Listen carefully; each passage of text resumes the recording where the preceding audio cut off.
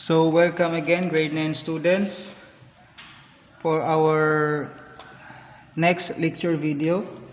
So this time we're going to discuss on how the sum and the products of the roots of a quadratic equation written as ax squared plus bx plus c equals 0 can be determined using the coefficient a, b, and c.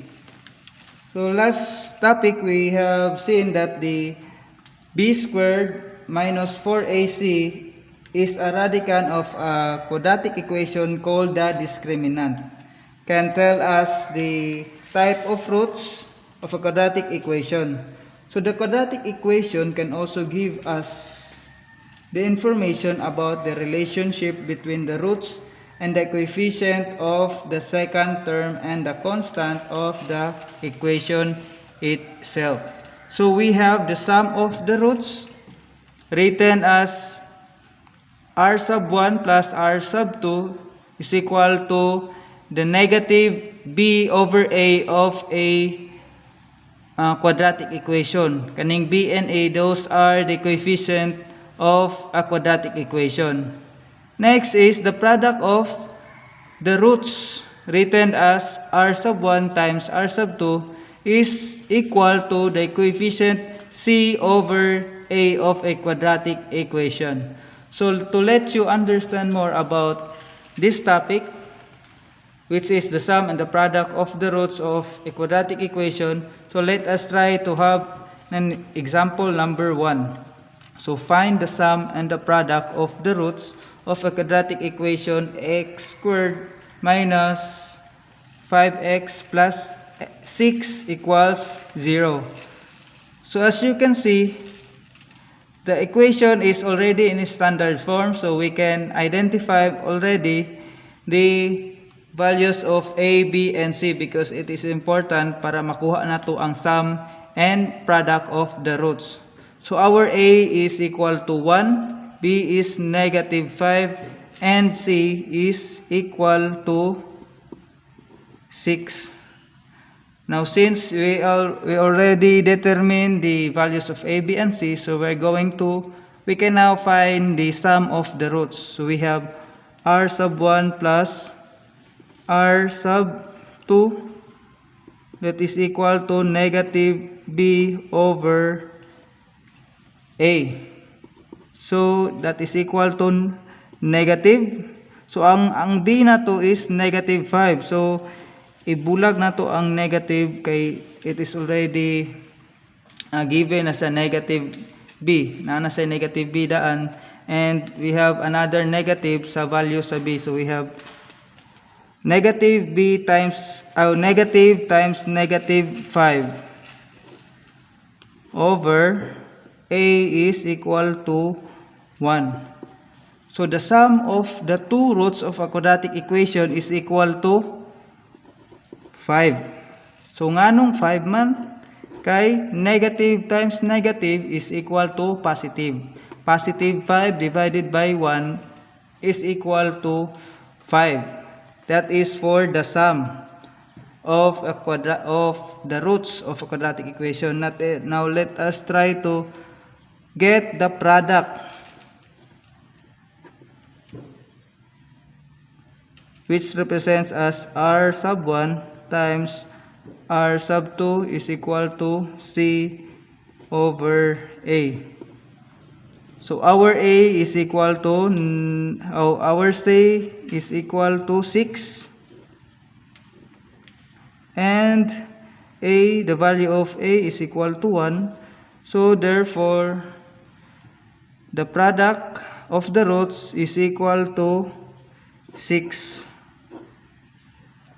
Now to inspect or to check whether our sum and the product of the roots are correct, so we can use the factoring method to find the values of x, or to find the two roots of the quadratic equation x squared minus 5x plus 6 equals 0. Kani atong pangitaan og values of x.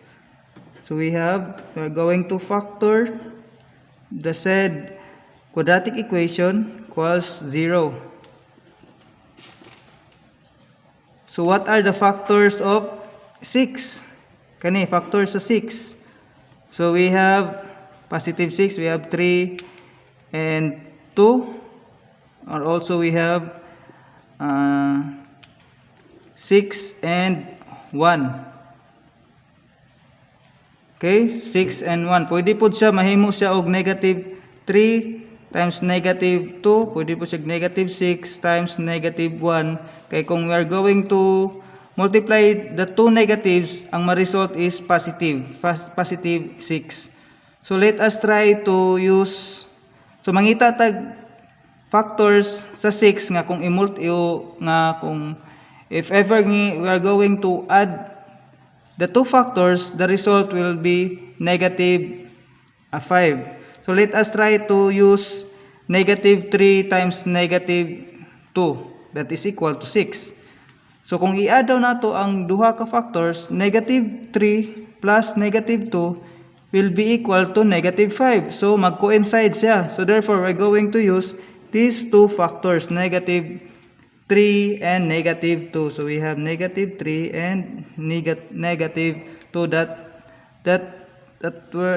was the factors of quadratic equation. So next we're going to do is to use the zero product principle, equate the two factors into 0.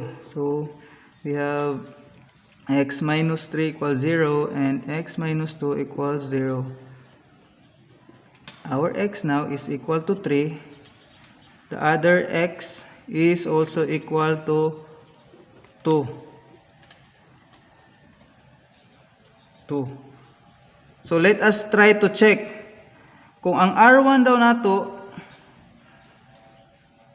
R1 is equal to 3 and R2 is equal to 2, R1 plus R2 is equal to 5. Let us try. R1 is 3 plus R sub 2 is equal to 2. That is equal to 5. So tama siya. The next is R1 times R sub 2 is equal to 6. So substitution, our R1 is equal to 3 times the R sub 2 is equal to 2 all over 6. So therefore, the sum and the product of the roots of a quadratic equation 5 and 6 are correct. Okay, so that's all for this lecture video, which tackled about the sum or how to find the sum and the product of the roots of a quadratic equation. So again, hope you understand something and you learn something about this lecture video, and I thank you for watching, and stay tuned for the next lecture video will be presented to you.